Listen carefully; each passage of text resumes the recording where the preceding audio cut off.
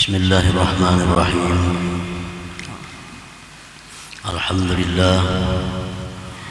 Alhamdulillahilladzi khalaqal ibada wa a'malahum wa waffaqahum wa hadahum wa ijtabahum.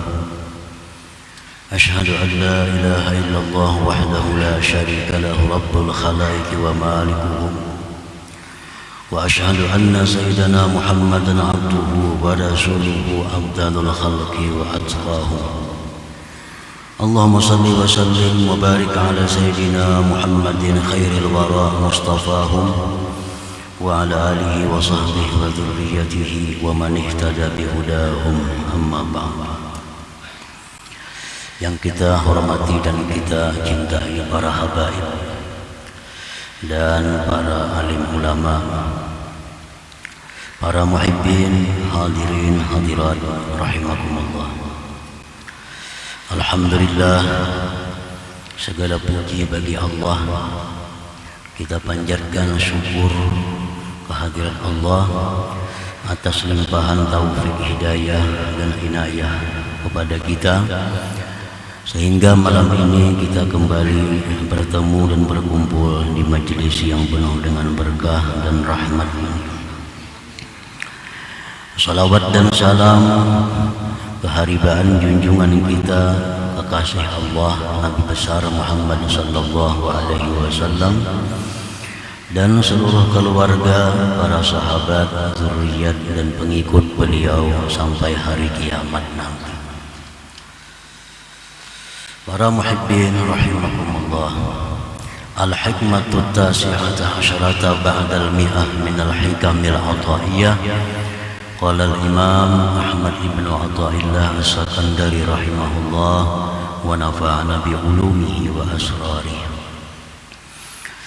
Hikmah yang ke-119 dari Al-Hikam, berkata Imam Ahmad bin Athaillah as-Sakandari rahimahullah wa nafa'ana bi ulumihi wa asrarihi.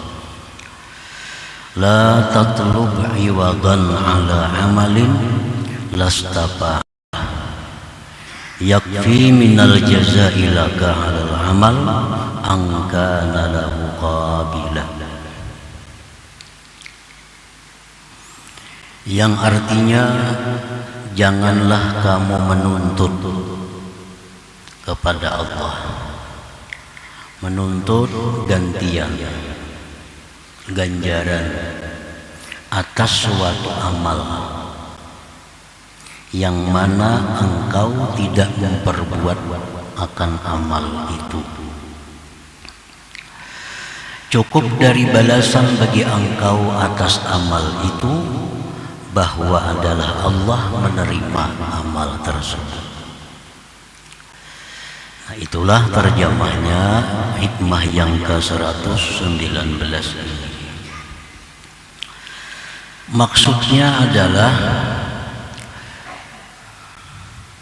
idza amilta ayyuhal murid amalan salatan kana aw ghairaha, apabila engkau beramal wahai seorang murid akan suatu amalan, baik itu amalan sembahyang atau lainnya, puasakah, hajikah, sedekahkah, salawatkah, zikirkah, fadzalika bimasyiatillah wa hidayatihi wa taufiqihi wa haulihi wa quwwatihi. Maka yang demikian itu adalah kehendak daripada Allah, hidayah dari Allah, taufik dari Allah, dan daya dan upaya dari Allah subhanahu wa ta'ala.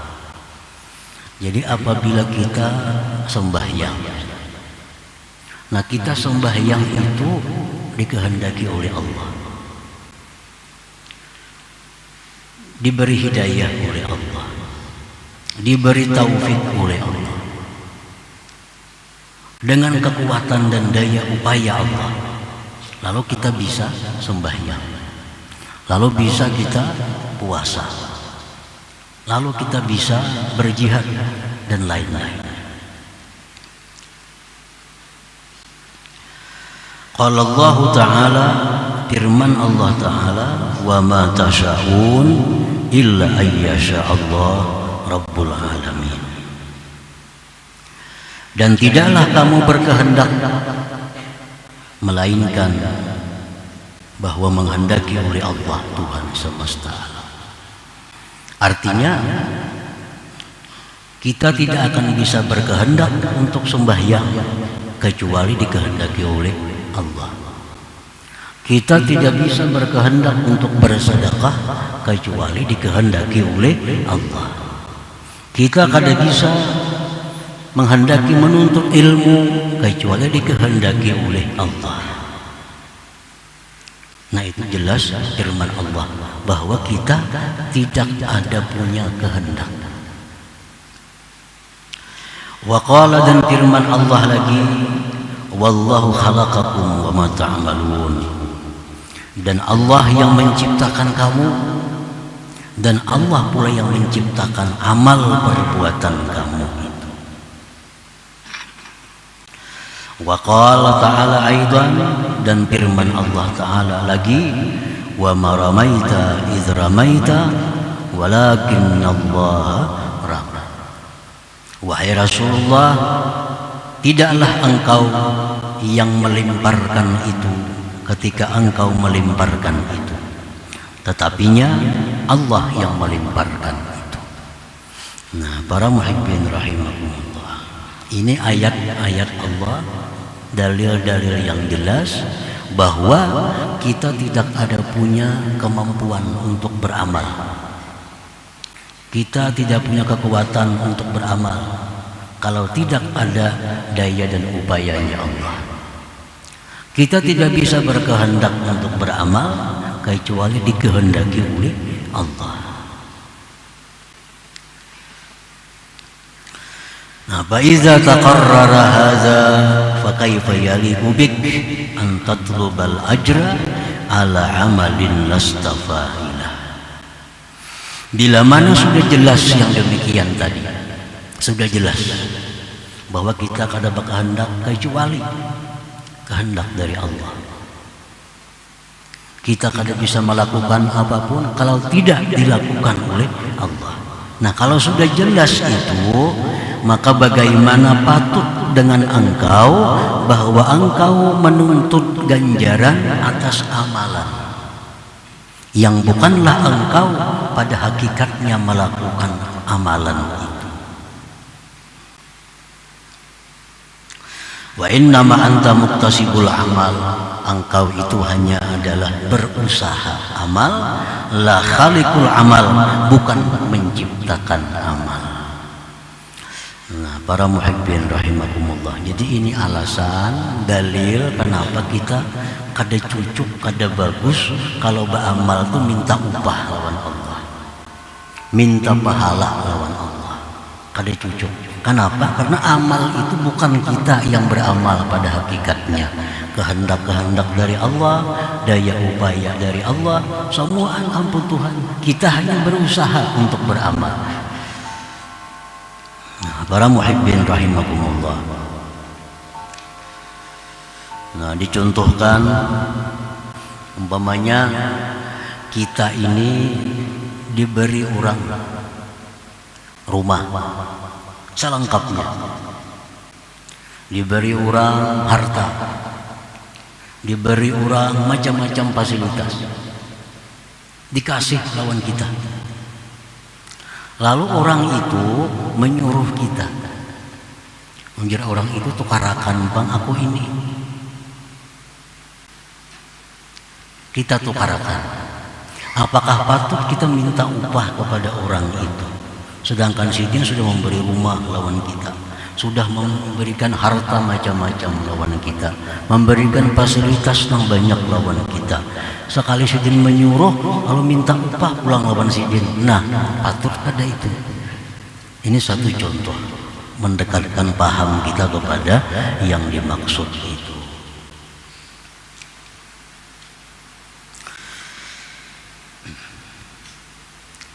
Wa idza amilta amalan wa talabtal iwad.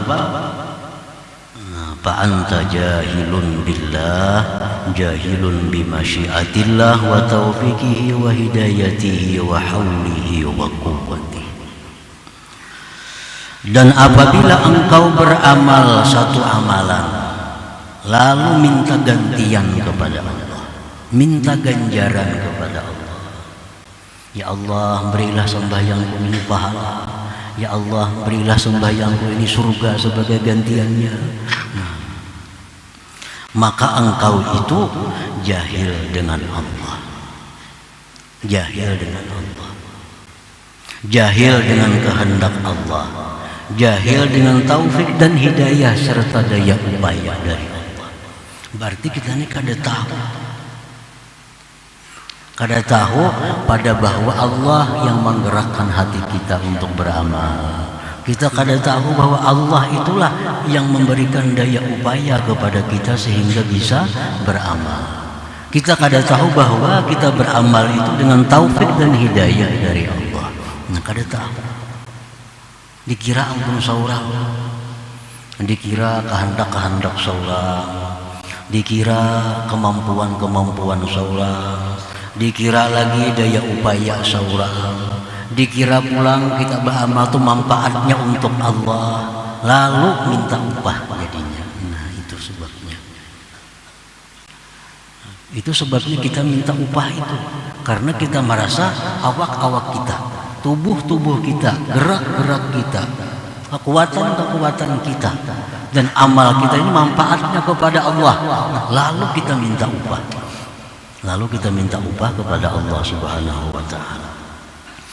Nah, jadi apabila engkau itu beramal suatu amal dan engkau menuntut ganti daripada amal itu, sembahyang hendak surga, bersedekah hendak bertambah-tambah rezeki, macam-macam kehendak dengan amal.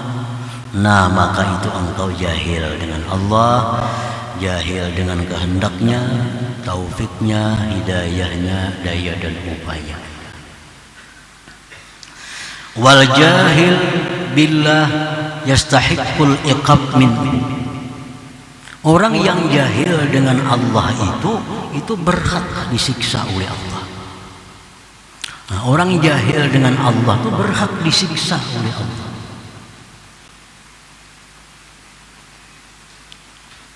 Wa iza lam yu'aqibka bal yaqbalu 'amalak ma'a jahlika bih fa huwa fadlun wa ihsanun 'azimun minhu ilaik. Nah, apabila Allah tidak menyiksa engkau, kita ini beramal selama ini minta surga, kita beramal selama ini minta keselamatan kepada Allah. Nah, mestinya disiksa, dihukum oleh Allah karena kita jahil. Nah, apabila Allah kadang menghukum kita, bahkan menerima amal kita itu, serta jahilnya kita dengan Allah, maka itu merupakan anugerah dan kebaikan yang besar dari Allah kepada engkau. Orang tuh beramal dengan amalannya hendak surga, diterima Allah amalannya, padahal mestinya disiksa.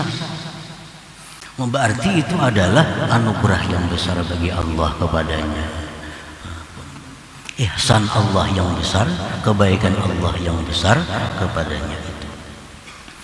Nah, para muhibbin rahimakumullah, jadi hikmah yang ke-119 ini adalah merupakan lanjutan daripada hikmah yang ke-118 minggu dahulu. Falhasil al-amilu talibul iwad murtabun ala wa'dillah kama bil hikmatis sabiqah. Orang yang beramal menuntut ganti, menuntut upah, menuntut pahala, itu orang yang ragu-ragu atas janji Allah sebagaimana disebut pada hikmah yang dahulu. Karena kita kada yakin dengan janji Allah, lalu kita menuntut upah. Coba kalau yakin, Kita kalau yakin, kita kadang akan menuntut upah kepada Allah. Kita baru menghutangi orang, kita yakin orang itu bayar pada waktunya. Maulah kita tagih orang itu. Kadang mungkin kita menagih karena kita yakin bahwa dia bayar pada waktunya.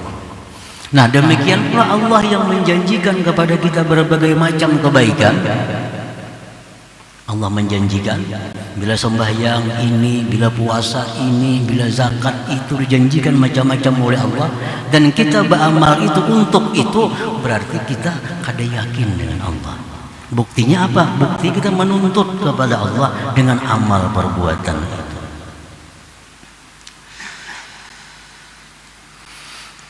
Wajahilun billahi ta'ala, dan orang yang beramal menuntut gantian tadi jahil dengan Allah Ta'ala tadi, jahil dengan Allah, jahil dengan dirinya sendiri. Wa ghairu mustahin minallahi ta'ala, dan orang yang menuntut balasan dengan amal itu kepada Allah, itu orang yang tidak malu daripada Allah. Itu kada sopan lawan Allah. Lianna faidatul amal ta'udu ila nafsil amil, karena faidah beramal itu kembali kepada diri orang yang beramal. Nah, para muhibbin rahimakumullah, faidah amalan yang kita perbuat, sembahyang. Nah, sembahyang yang kita lakukan ini ada faidah yang kembalinya kepada kita, manfaatnya kepada kita, bukan kepada Allah. Andai kata seluruh alam semesta ini tidak ada orang yang sujud kepada Allah, sedikit pun tidak akan mengurangi kebesaran dan keagungan Allah.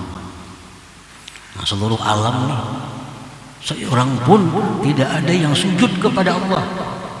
Seluruhnya seperti Abu Jahal, sedikit pun tidak akan mengurangi keagungan, kebesaran, kesempurnaan Allah Subhanahu wa Ta'ala. Ini menunjukkan bahwa Allah tidak perlu kepada amal kita.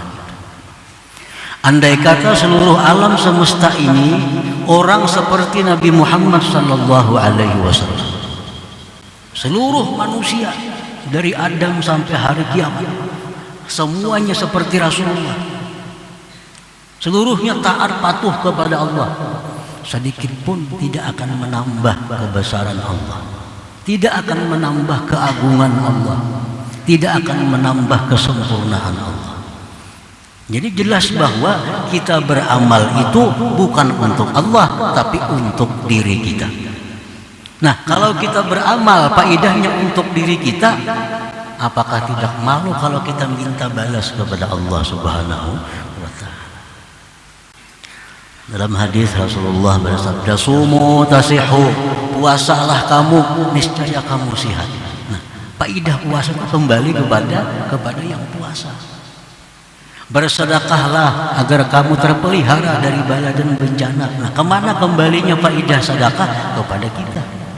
Salatlah kamu agar terhapus dosa-dosa kalian, kembali kepada kita.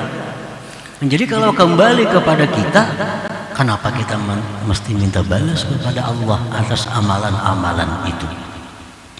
Nah, para muhibbin rahimakumullah, jadi kalau kita minta balas kepada Allah, kita orang yang tidak punya malu kepada Allah Subhanahu wa Ta'ala. Nah, dicontohkan. Nah, contohnya ujar seorang dokter, pasien, kamu harus olahraga setiap hari. Olahraga dari jam 6 sampai jam 7 tiap hari. Nah, ini dokternya menyuruh pasien ini olahraga. Kenapa? Karena olahraga itu dianggap dokter ini perlu bagi si pasien ini agar dia sehat. Nah, olahraga si pasien ini tiap hari, patutlah pasien ini minta upah lawan dokter.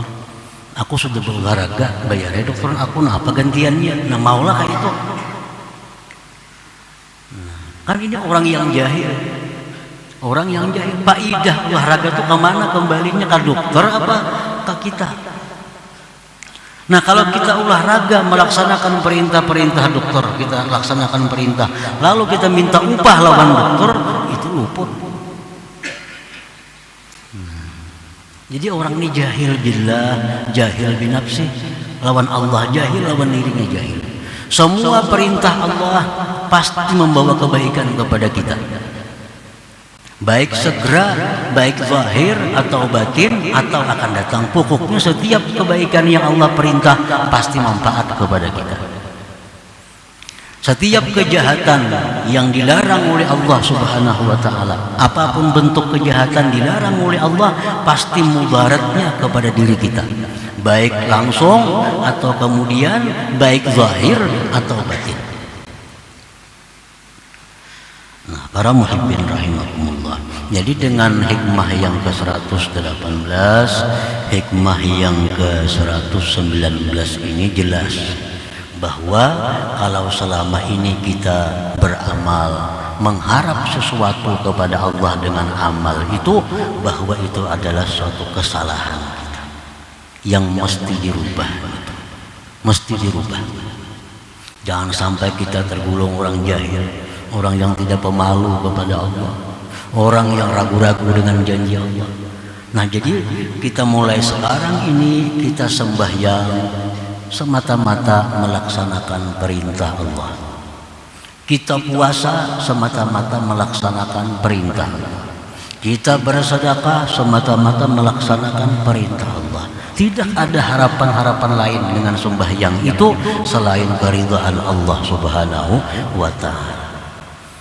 Nah, para muhibbin rahimakumullah, perkara kita minta surga kepada Allah itu disuruh. Perkara kita berlindung dari api neraka itu disuruh. Tetapi kita minta kepada Allah surga itu, kita berlindung kepada Allah daripada neraka itu, mesti diakhiri dengan birahmatika ya arhamar rahimin, dengan rahmat Engkau ya arham, bukan dengan amal kita. Minta surga kepada Allah, Firdaus, surga yang paling top itu Firdaus.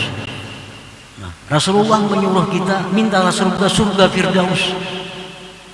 Tapi kita minta jangan sekali-kali karena kita melihat kita ini ahli sembahyang, kita melihat ahli puasa, jangan memandang itu kita minta, berarti kita minta ganti.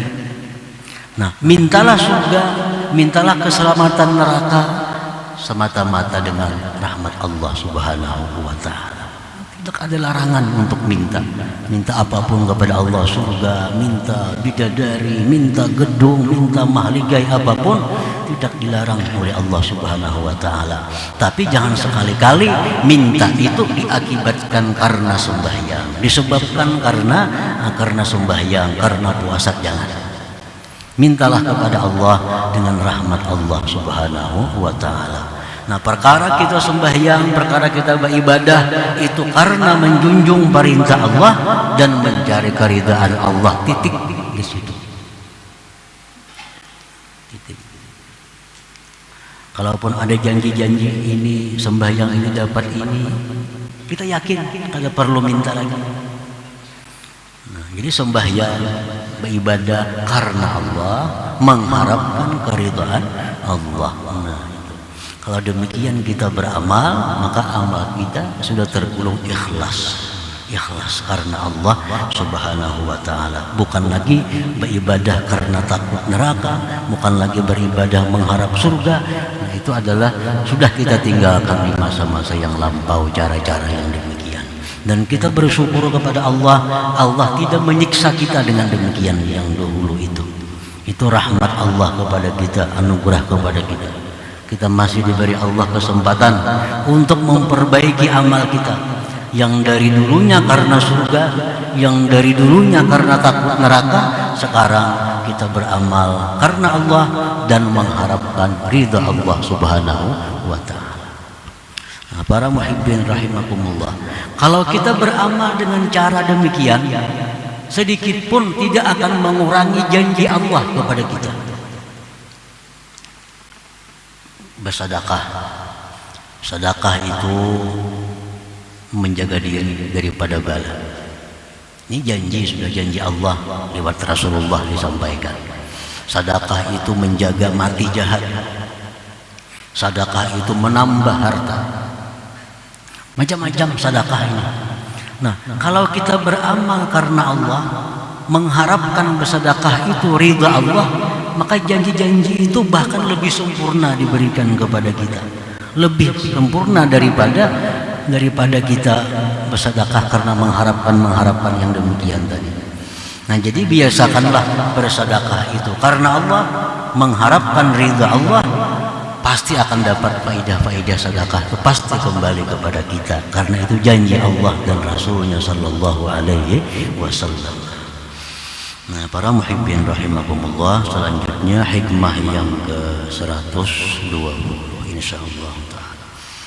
Ila hadratin Nabi sallallahu alaihi wasallam. Al-Fatihah. A'udzu billahi minasyaitonir rajim. Bismillahirrahmanirrahim. Alhamdulillahi rabbil alamin arrahmanir rahim.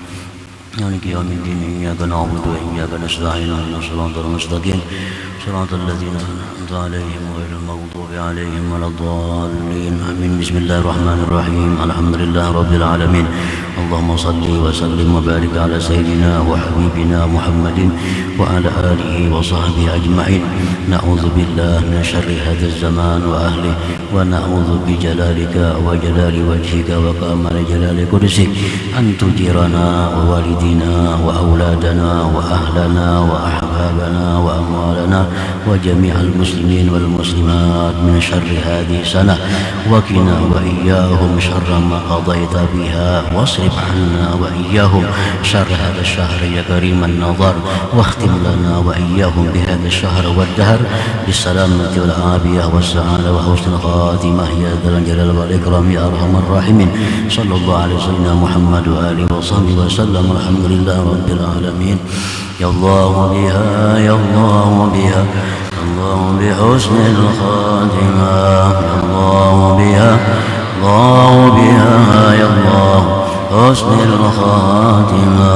يا الله بها الله بها يا الله بحسن الخاتمة.